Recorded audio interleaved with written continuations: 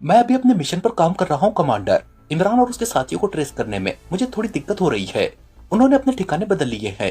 जैसे ही मुझे उनके बारे में मालूम होगा मैं उन्हें हलाक कर दूंगा। ब्लैक जैक ने मुद्दबाना लहजे में कहा। मुझे गलत बात मत बताओ ब्लैक जैक, तुम जो कुछ कर रहे हो मुझे सब मालूम है। इसके बावजूद मैं सब कुछ तुमसे जानना चाहता हूँ, सुप्रीम कमांडर ने खौफनाक लहजे में कहा। तो ब्लैक जैक का रंग बदल गया। वो सुप्रीम कमांडर वो, ब्लैक जैक ने हकलाते हुए कहा। हकलाओ मत, मुझे तफसील बताओ। तुमने इमरान के साथी तनवीर को अपने कंट्रोल में क्यों लिया है और तुम्हारा सितारा को इमरान के फ्लैट में भेजने का क्या मकसद था? सुप्रीम कमांडर ने कहा। यस चीफ, मैं आपको बताता हूँ। मैं आपके हुक्म से इमरान और उसके साथियों को हलाक करने के लिए आया हूँ। मैं चाहूँ तो उन्हें मादाम सितारा के साथ मिलकर चंद मिनटों में हलाक कर सकता हूँ, मगर मैं इमरान और उसके साथियों से बेपनाह नफरत करता हूँ, खासतौर पर जोसेफ से, जिसने मुझे पिछली मर्तबा बेहद परेशान किया था। मैंने सबसे पहले मादाम सितारा के साथ मिलकर यहाँ एक आरजी हेडक्वार्टर बनाया था। फिर मैंने मादाम सितारा की ड्यूटी लगाई कि वो इमरान और उसके साथियों को तलाश करे। मादाम सितारा इमरान के साथियों को तलाश कर रही थी कि वो एक होटल में इमरान के साथी तनवीर की नजरों में आ गई। तनवीर ने उसे मेकअप के बावजूद पहचान लिया था।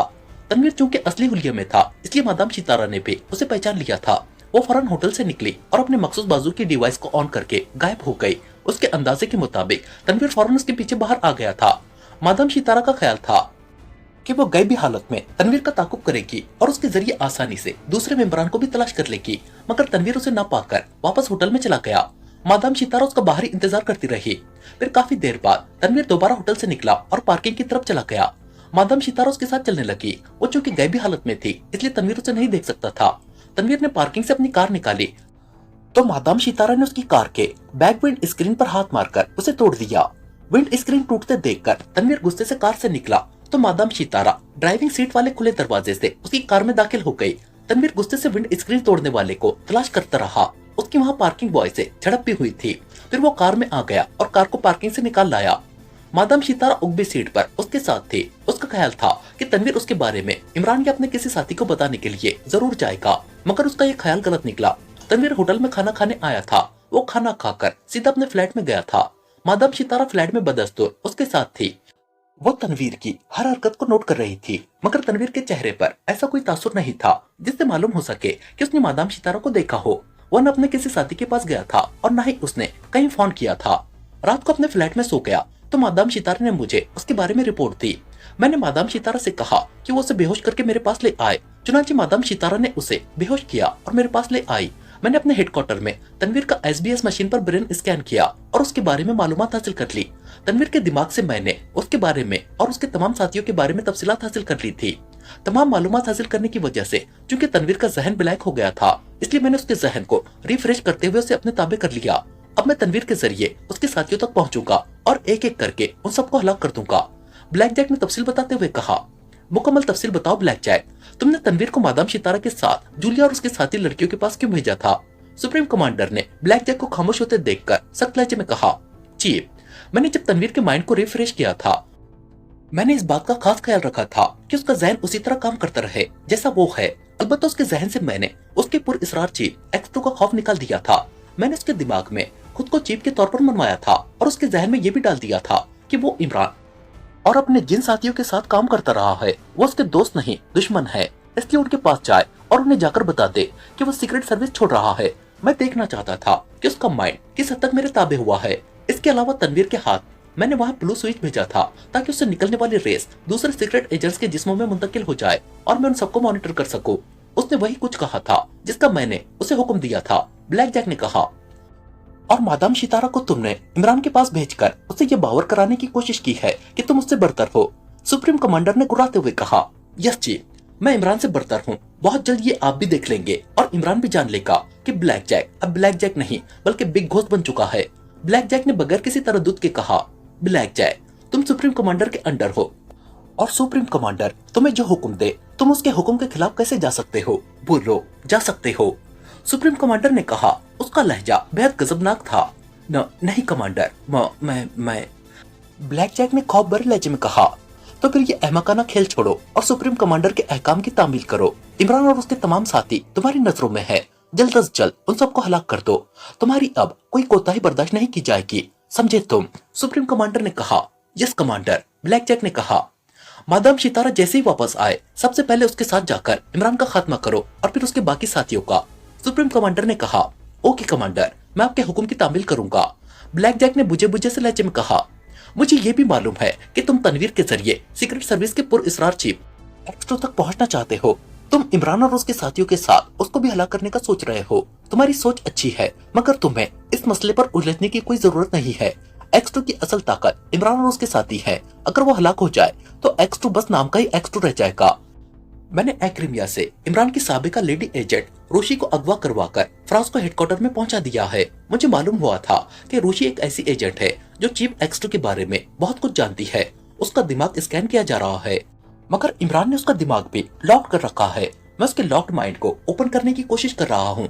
जैसे उसका माइंड ओपन होगा हमें मालूम हो जाएगा कि एक्स्ट्रो कौन है। जैसे उसके बारे में मालूम होगा तुम्हें बता दिया जाएगा। फिर बेशक उसे भी हलाक कर देना, लेकिन एक्स्ट्रो की हलाकत से पहले इमरान और उसके साथियों की हलाकत हमारे लिए ज्यादा अहम है। इसलिए फौरन अपने मिशन पर काम करो और मुझे इत्तला दो। सुप्रीम कमांडर ने मुसलसल बोलते हुए कहा, ओके चीफ, मैं अगले चंद घंटों में इमरान और उसके तमाम साथियों को हलाक कर दूंगा। ब्लैक जैक ने जवाब देते हुए कहा, तनवीर चूंकि तुम्हारे कंट्रोल में है इसलिए उसे हलाक मत करना।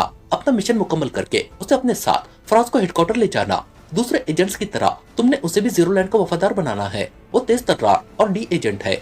हमारे एजेंटों में उस एजेंट का इजाफा अच्छा साबित होगा। सुप्रीम कमांडर ने कहा, यस कमांडर।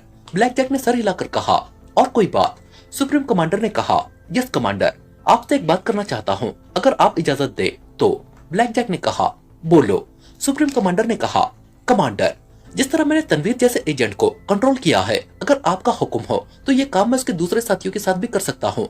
मैं उनके माइंड कंट्रोल करके उन्हें फ्रांस हेडक्वार्टर ले जा सकता हूँ। फिर ये हमेशा के लिए मेरे और जीरो लैंड के वफादार बन जाएंगे। ब्लैक जैक ने कहा, चाहता तो मैं भी यही हूँ कि इस कदर तेज तर्रार और ज़हीन इंसान जीरो लैंड के वफादार हो, मगर। सुप्रीम कमांडर कहते कहते रुक गया। मगर क्या कमांडर? ब्लैक जैक ने उसे खामोश होते देखकर कहा, इमरान जैसे इंसान के होते हुए ये सब मुमकिन नहीं है। इसके अलावा उन सब के जहन बेहद पुख्ता है और वो कवि इरादों के मालिक हैं। ऐसे इंसानों के माइंड ब्लैंक करना और उन पर कंट्रोल करना बेहद मुश्किल होता है। मैं तो हैरान हूँ कि तुमने तनवीर को किस तरह अपने कंट्रोल में ले लिया है। वो भी ताकतवर जहन का मालिक है। उसका इस तरह तुम्हारे कंट्रोल में आ जाना मेरे लिए भी हैरान कुन है। सुप्रीम कमांडर ने कहा, ब्लैक जैक नामुमकिन को मुमकिन बनाना जानता है कमांडर। मेरी इजाद करदा SBS मशीन के सामने उनके ताकतवर और मजबूत दिमाग कोई मायने नहीं रखते। अगर मैं तनवीर जैसे इंसान को कंट्रोल कर सकता हूँ तो मेरे लिए दूसरे मेंबरान को कंट्रोल करना कुछ मुश्किल नहीं होगा। ब्लैक जैक ने फाकरान लहजे में कहा, सोच लो, कहीं लेने के देने न पड़ जाए। सुप्रीम कमांडर ने कहा, ओ, आप फिक्र न करें कमांडर, ब्लैक जैक के होते हुए ऐसा कुछ नहीं होगा। मैं उन सबको आपका वफादार बना दूंगा, ये मेरा आपसे वादा है। ब्लैक जैक ने सुप्रीम कमांडर को कदरे नर्म होते देखकर जोश भरे लहजे में कहा। उसकी बात सुनकर सुप्रीम कमांडर चंद लम्हों के लिए खामोश हो गया, जैसे कुछ सोच रहा हो।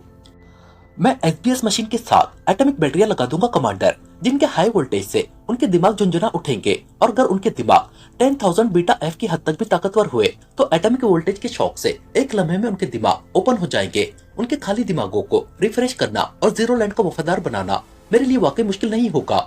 ब्लैक जैक ने सुप्रीम कमांडर को खामोश देखकर कहा, ठीक है, मैं तुम्हें इमरान के साथियों की हद तक तो ये इजाजत दे सकता हूँ। अपनी कोशिश कर देखो, अगर तुम्हारा तजुर्बा कामयाब रहे तो ठीक है, वरना उन्हें हलाक कर देना। मगर इमरान और उसके साथी जोसेफ पर मैं तुम्हें किसी तजुर्बे की इजाजत नहीं दूंगा। जोसेफ अफ्रीका के पुरअसरार जंगलों का पुरअसरार इंसान है, और इमरान के बारे में तुम जानते हो, उसका जहन 60,000 बीटा F पावर से भी कहीं ज्यादा है। इसके लिए अगर तुम SBS मशीन के साथ बेशुमार एटमी बैटरियों को भी लगा दो तो तुम उसके दिमाग को ओपन नहीं कर सकोगे। उन दोनों को तुम हर हाल में हलाक करोगे। सुप्रीम कमांडर ने कहा, यस कमांडर, इमरान अपने फ्लैट में बेहोश पड़ा है, मैं खुद वहां जाकर इमरान को हलाक कर देता हूँ। रही बात जोसेफ की, तो मैंने तनवीर को हुक्म दिया है कि वो जोसेफ को यहाँ ले आए। वो मेरे हुक्म से इनराम नहीं करेगा और जल्दी उसे यहाँ ले आएगा। मैं यहाँ आते ही जोसेफ को ब्लैक एम का इंजेक्शन लगा दूंगा। ब्लैक एम का इंजेक्शन लगते ही जोसेफ का जिस्म एक लम्हे में राख बन जाएगा। ब्लैक जैक ने कहा, ओके, मौके का फायदा उठाओ और जाकर सबसे पहले इमरान का किस्सा तमाम कर दो। सुप्रीम कमांडर ने कहा। उसके साथ ही स्क्रीन ऑफ हो गई। अब ब्लैक जैक का चेहरा चमक रहा था। उसकी आंखों में बेपनाह चमक आ गई थी, जैसे सुप्रीम कमांडर ने उसकी दरख्वास्त मानकर उसे बेहद खुश कर दिया हो। सॉरी इमरान, मैं तो तुम्हारे साथ बिल्ली चूहे का खेल खेलना चाहता था, मगर सुप्रीम कमांडर का हुक्म है, इसलिए तुम्हें मेरे हाथों आज ही हलाक होना पड़ेगा। मैं आ रहा हूँ। मेरे आने तक तुम जितनी सांसें ले सकते हो ले लो। सुबह का सूरज देखना तुम्हें नसीब नहीं होगा। मैं आ रहा हूँ, ब्लैक जैक ने कहा और एक झटके से उठकर खड़ा हो गया। संगी और थ्रेसिया बेहद खुश थे। वो सुप्रीम कमांडर के हुक्म से पाकिशा के नामवर साइंसदान डॉक्टर इरशाद को अगवा करने के लिए आए थे। डॉक्टर इरशाद को जीरो लैंड वालों ने इससे पहले भी कई बार अगवा करने की कोशिश की थी। इसके लिए संगी, फिंच, बोका और जीरो लैंड की नागिन ने अनोता और थ्रेसिया भी कोशिशें कर चुकी थी, मगर हर बार इमरान उनके आड़े आ जाता था और वो उनके हाथों से डॉक्टर इरशाद को सांप बचाकर ले जाता था। फिर उन्होंने डॉक्टर इरशाद को अगवा करने का प्रोग्राम मुलतवी कर दिया। वो पाकिशा को तबाह करने के दर पे हो गए। उन्होंने पाकिशा के खिलाफ बेशुमार साजिशें की, मगर उन साजिशों का भी तारपोद इमरान ने बिखेर कर रख दिया था। इस बार सुप्रीम कमांडर को एक बार फिर डॉक्टर इरशाद जैसे ज़हीन साइंसदान की किसी मामले में जरूरत पड़ गई थी, इसलिए उन्होंने थ्रेसिया और संगी को उन्हें अगवा करने के लिए भेज दिया। इस बार सुप्रीम कमांडर ने उन्हें सख्ती से हुक्म दिया था कि वो हर कीमत पर डॉक्टर इरशाद को अगवा करके लाए। इमरान और उसके साथियों को उलझाने बल्कि उनका खात्मा करने के लिए वो जीरो लैंड के नए और माफूकुल फितरत इंसान ब्लैक जैक और उसके साथ मादाम सितारा को भेज रहा था, जो हर हाल में इमरान और उसके साथियों को हलाक कर देंगे। उनकी तवज्जो चूंकि ब्लैक जैक और मादाम सितारा की तरफ रहेगी, इसलिए संगी और थ्रेसिया आसानी से डॉक्टर इरशाद के मिशन पर काम कर सकेंगे। चुनांचे संगी और थ्रेसिया खामोशी से पाकिशा पहुंच गए और उन्होंने अपने अपने तौर पर डॉक्टर इरशाद के बारे में मालूमात हासिल करनी शुरू कर दी। थ्रेसिया वजारत साइंस से और डॉक्टर इरशाद के जानने वालों से मालूमात हासिल करने की कोशिश कर रही थी और संगी मुख्तलिफ जराये से डॉक्टर इरशाद तक पहुंचने की कोशिश करता रहा था। उन दोनों ने रेड लेबोरेटरी को तलाश करने की हर मुमकिन कोशिश की थी, जहां डॉक्टर इरशाद सेकंड चीफ इंचार्ज के तौर पर काम करते थे, मगर उन्हें रेड लेबोरेटरी के बारे में कुछ मालूम न हो सका था। अलबत्ता उनकी भागदौड़ उस हद तक जरूर कामयाब हो गई थी कि उन्हें डॉक्टर इरशाद की उस रिहाइशगाह का इल्म हो गया, जहां डॉक्टर इरशाद कभी कभार जरूर आते थे। उस रिहाइशगाह में डॉक्टर इरशाद का कोई अजीज या रिश्तेदार नहीं था। न ही संगी और थ्रेसिया को डॉक्टर इरशाद के किसी नजदीकी रिश्तेदार के बारे में कुछ मालूम हुआ था। डॉक्टर इरशाद उस रिहाइशगाह में क्यों आते हैं और कब आते हैं, इसके बारे में भी उन दोनों को कुछ मालूम नहीं हो सका था। लेकिन उनके लिए यही बहुत था कि डॉक्टर इरशाद रेड लेबोरेटरी से निकलकर जब भी आते हैं उसी रिहाइशगाह में आते हैं। चुनांचे उन्होंने फौरी तौर पर प्लानिंग करते हुए सबसे पहले एक राउंड लगाकर डॉक्टर इरशाद की रिहाइशगाह चेक की और फिर संगी ने उस रिहाइशगाह में जीरो लैंड की एक इजाद 60 नाइट्रम कैप्सूल फायर कर दिया। उस कैप्सूल में जदीद ऑटो फोकसिंग नाइट्रम रेस फैलाने की सलाहियत थी, जो 100 मीटर के दायरे में इमारत के अंदर और बाहर हत्ता के तहखानों तक फैल जाती थी। और संगी एक कंप्यूटराइज मशीन पर उस रेस की मदद से इमारत का आसानी से अंदर और बाहर का जायजा ले सकता था। 60 नाइट्रम कैप्सूल कामयाबी से इमारत में पहुंचाकर वो वापस आ गए और उन्होंने कंप्यूटराइज मशीन पर उस इमारत पर नजर रखनी शुरू कर दी। अब उन्हें सिर्फ डॉक्टर इरशाद का इंतजार था। वो रिहाइशगाह में कब आएंगे, इसके लिए मुमकिन था कि उन्हें तवील इंतजार करना पड़ता, लेकिन ये उनकी खुशकिस्मती थी कि दूसरे ही रोज उन्होंने एक स्पेशल हेलीकॉप्टर को उस इमारत में उतरते देखा। उस हेलीकॉप्टर से एक बूढ़ा निकला था, जिसे देखकर वहां मौजूद सिक्योरिटी गार्ड्स और मुलाजिमीन ने मुअद्दिबाना अंदाज में सलाम किया था। संगी ने कंप्यूटराइज मशीन पर उस बूढ़े की तस्वीर लेकर उसका पहले से फीड शुदा डेटा चेक किया तो कंप्यूटर ने उन्हें बता दिया कि वही डॉक्टर इरशाद है। डॉक्टर इरशाद को रिहाइशगाह में देखकर उन दोनों को बेहद खुशी हुई थी। संगी ने डॉक्टर इरशाद को मुसलसल मॉनिटर करना शुरू कर दिया।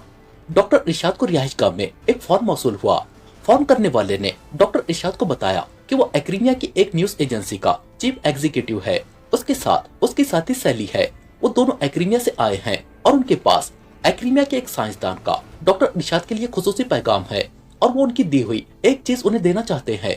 डॉक्टर इरशाद ने उनके बारे में फोन पर इंक्वायरी कराई तो उन्हें मालूम हुआ कि वो दोनों दारुल हुकूमत के एक 5 स्टार होटल में मौजूद हैं और वो जो कुछ कह रहे थे सच था।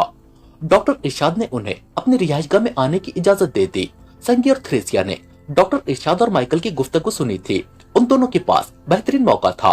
वो फौरन उस होटल में पहुंच गए जहां माइकल और सैली ठहरे हुए थे। काउंटर क्लर्क से उनके बारे में मालूमात हासिल करके वो दोनों उनके कमरे में पहुंच गए। उन दोनों को माइकल और सैली को काबू करने में किसी दुश्वारी का सामना नहीं करना पड़ा था। संगी ने माइकल पर मखसूस अंदाज में तशद्दुद करके उगलवा लिया कि डॉक्टर इरशाद का एक्रीमी साइंसदान एलेक फॉस से क्या ताल्लुक है और उसने उन्हें डॉक्टर इरशाद के लिए क्या पैगाम दिया और क्या चीज दी है, जिस पर माइकल ने उसे बताया कि एलेक फॉस और डॉक्टर इरशाद अच्छे दोस्त हैं और एक्रीमी और पाकिशा में एक साथ काफी अरसे तक काम करते रहे हैं। एलेक फॉस ने रेड 01 नामी एक डिवाइस बनाई थी। उस डिवाइस से आम इस्तेमाल होने वाले मिसाइलों की रफ्तार और उसके मेन टारगेट पर हिट होने की तस्दीक की जा सकती थी। उस डिवाइस में एक छोटी सी खामी थी जिसे एलेक फॉस किसी भी तरह से दूर नहीं कर पा रहा था।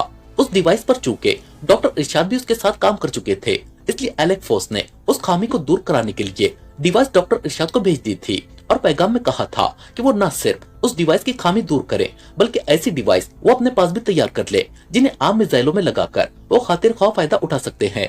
ये चूंकि एक सादा और आम सी डिवाइस थी, इसलिए एलेक्स फोर्स ने डिवाइस हुकूमत की इजाजत से बाकायदा डॉक्टर इरशाद को भिजवाने का इंतजाम किया था। इन दिनों डेली न्यूज के चीफ एग्जीक्यूटिव माइकल और सैली पाकिस्तान के रास्ते बहादुरिस्तान जा रहे थे, इसलिए एलेक्स फोर्स ने वो डिवाइस उनके जरिए ही डॉक्टर इरशाद तक पहुंचाने का फैसला किया था। वैसे भी इन दिनों एलेक्स फोर्स बीमार था, इसलिए वो न खुद डॉक्टर इरशाद के पास आ सकते थे और न वो फोन पर उनसे तफसीली डिस्कस कर सकते थे। माइकल एलेक्स फोर्स के बेहतरीन दोस्तों में शुमार होता था और वो काबिल भरोसा था, इसलिए एलेक्स फोर्स ने पैगाम और डिवाइस उसके हवाले करके पाकिस्तान भेज दी थी। तमाम तफसीलात और डिवाइस हासिल करके संगी और थ्रेसिया ने उन दोनों को हलाक किया और उनका मेकअप करके डॉक्टर इरशाद की रिहाइशगाह की तरफ रवाना हो गए। संगी ने चूंकि पहले ही डॉक्टर इरशाद की रिहाइशगाह में 60 नाइट्रम फायर कर रखा था, इसलिए उसे अपनी कंप्यूटराइज मशीन में रिहाइशगाह के तमाम साइंसी हिफाजती सिस्टम के बारे में मालूमात मिल गई थी। उस हिफाजती इंतजाम का उसने तोड़ करने के लिए इंतजाम किए और फिर वो डॉक्टर इरशाद की रिहाइशगाह की तरफ रवाना हो गए। अब डॉक्टर इरशाद उनके कब्जे में थे, जिन्हें लेकर वो अपने आरजी हेडक्वार्टर में आ गए थे। थ्रेसिया ने डॉक्टर इरशाद को तवील बेहोशी का इंजेक्शन लगाकर एक कमरे में बंद कर दिया था। वो दोनों सिटिंग रूम में मौजूद थे। मेज पर एक लॉन्ग रेंज ट्रांसमीटर पड़ा था, जिस पर लगा बल्ब स्पार्क कर रहा था। सुप्रीम कमांडर ने अभी तक कॉल क्यों नहीं की? संगी ने ट्रांसमीटर की तरफ देखते हुए कहा, हमने उन्हें मैसेज थ्रू कर दिया था, वाकई अब तक उनकी कॉल आ जानी चाहिए थी। थ्रेसिया ने कहा, मैं डॉक्टर इरशाद को ज्यादा देर तक अपने पास नहीं रखना चाहता।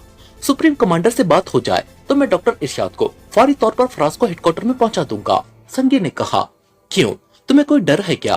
उसकी बात सुनकर थ्रेसिया ने चौंक कर कहा, डर तो नहीं है, मगर डॉक्टर इरशाद के अगवा होने की इत्तला इमरान को मिल गई तो वो हाथ धोकर हमारे पीछे लग जाएगा। इस बार मैं किसी भी सूरत में डॉक्टर इरशाद को अपने हाथों से गंवाना नहीं चाहता। संगी ने कहा, क्यों फिक्र करते हो? इमरान को संभालने के लिए ब्लैक जैक और मादाम सितारा यहाँ मौजूद हैं।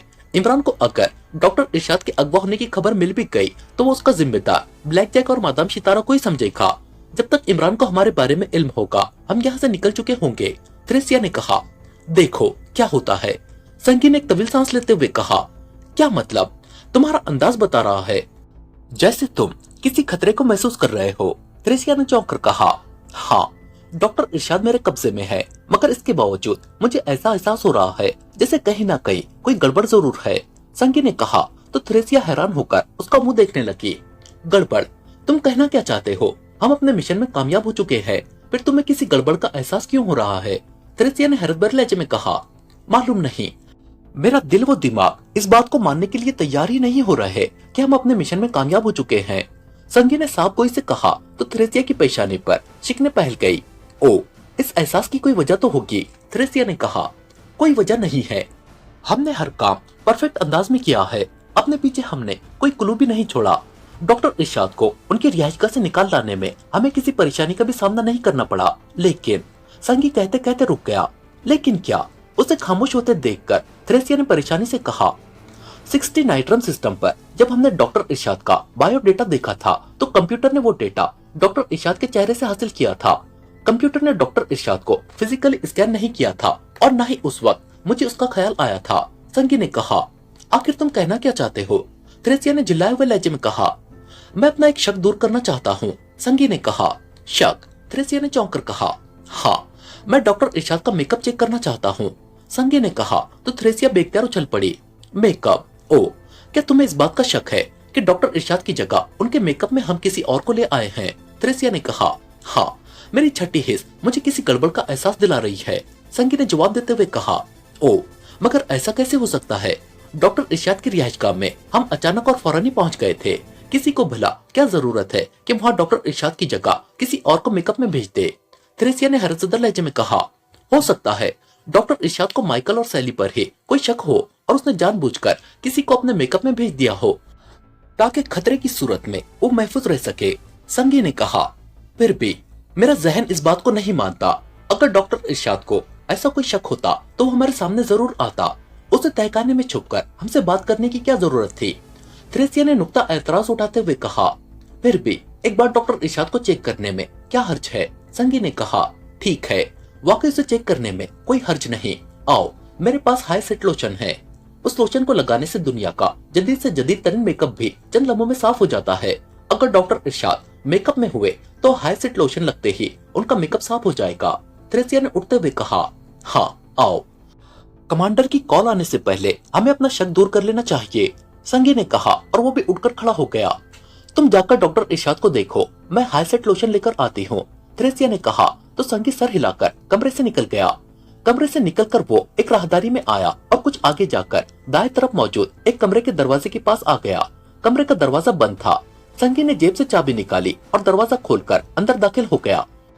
सामने एक बड़ा सा स्ट्रेचर पड़ा था जिस पर डॉक्टर इरशाद बेहोश पड़े थे। उनका जिस्म स्ट्रेचर के साथ चमड़े की बेल्टों से बंधा हुआ था। कमरा रोशन था। संगी कदम बढ़ाता हुआ डॉक्टर इरशाद के करीब आ गया और गौर से उनका चेहरा देखने लगा। बज़ाहिर तो इस पर मेकअप के कोई आसार दिखाई नहीं दे रहे, लेकिन न जाने क्यों मुझे अब भी यही लग रहा है कि ये डॉक्टर इरशाद नहीं है, संगी ने बड़बड़ाते हुए कहा।